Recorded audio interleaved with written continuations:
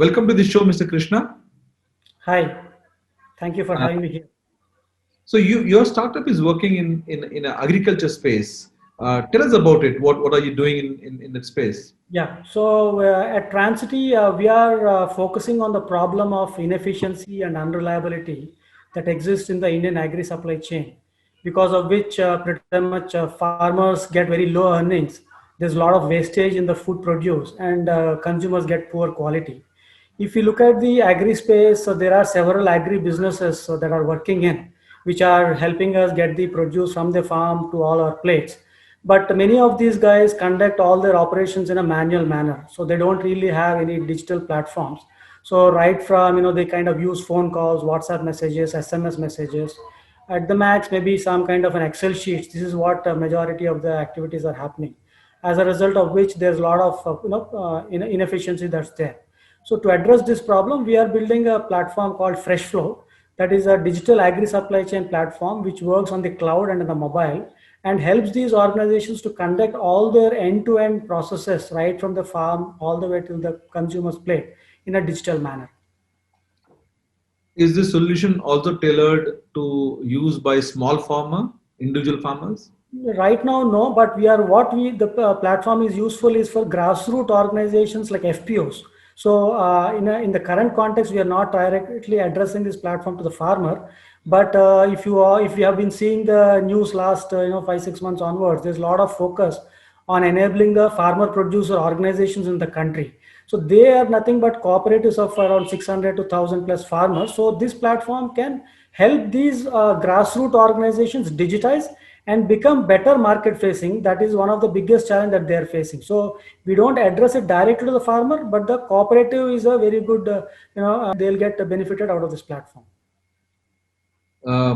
When you talk about agri, the whole supply chain, Right.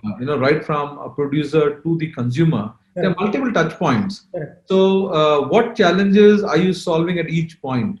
Yeah. So if you look at the first challenge, if you look at right at a very very macro level, today there is not even a clarity on what is the kind of harvest that we are going to get. Okay, actually, for example, the cooperatives are there, are organizations which are doing working with the farmers. So there's no visibility to the produce that we are going to get. People just grow whatever they want, and then it is coming to the market, because of which we see a lot of price fluctuations also, right? So first thing in our platform is it is the platform enables organizations to become like demand driven planning. Okay, so today it's all supply driven. So that's the first point. In terms of planning itself, the platform helps these any of the organizations to plan. That's the first part. Then when the procurement happens, the whole procurement process is inefficient, the whole logistics process is inefficient. So through the platform, they can get visibility end to end. They can actually communicate with the farmers in real time. We have integrations with WhatsApp, notifications. So farmers, as we all know, may not be tech savvy to use mobile apps, but they're all using WhatsApp, they're using SMS messages. So the cooperatives or any of these agri businesses, they can interact with their farmers seamlessly through such kind of integrations. Then when the produce is moving from point A to point B, right, there's no visibility on what's happening. So we have integrations with IoT devices like GPS sensors, even like cold storage. If there's a cold reefer vehicle, our platform integrates with real-time temperature sensing elements, etc. So, and the last mile delivery, if you look at, many of these organizations are doing last mile deliveries. So there are route planning algorithms, etc., which can make the whole delivery process very very seamless. So at all these touch points, it's an end-to-end farm to fork kind of a supply chain platform that has taken into consideration different challenges that are there, and we are addressing through this.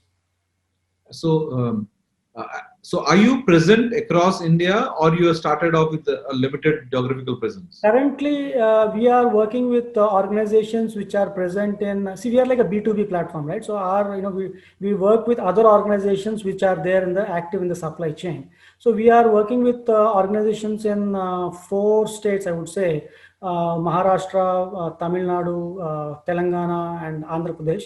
We are also talking to a few organizations which are in Uttarakhand and even in Madhya Pradesh. So currently, people are have started using in the 4 states, and a lot of discussions are happening with the organizations present across the country. Even Odisha, we had some conversations going on. So I mean, since it's a technology platform, it's a SaaS platform. geographical location is kind of, it's not a challenge for us. So we can easily implement anywhere that, people require it. Hoping that your solution helps the farmers.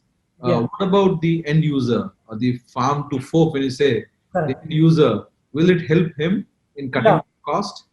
Yeah, so the whole idea is that, for example, many of the organizations, for example, if we see the supply chain, right, it's touching multiple points, like you said, and there is a lot of wastage. That's one of the primary reason. One, yes, it is changing hands multiple times, but if we see the wastage is also immense. Okay, this platform can help in minimizing the wastage, which can in turn translate. For example, the organizations which are using the platform can cut down their own inefficiencies, can cut down their own wastage, so they are going to be more, profitable, right?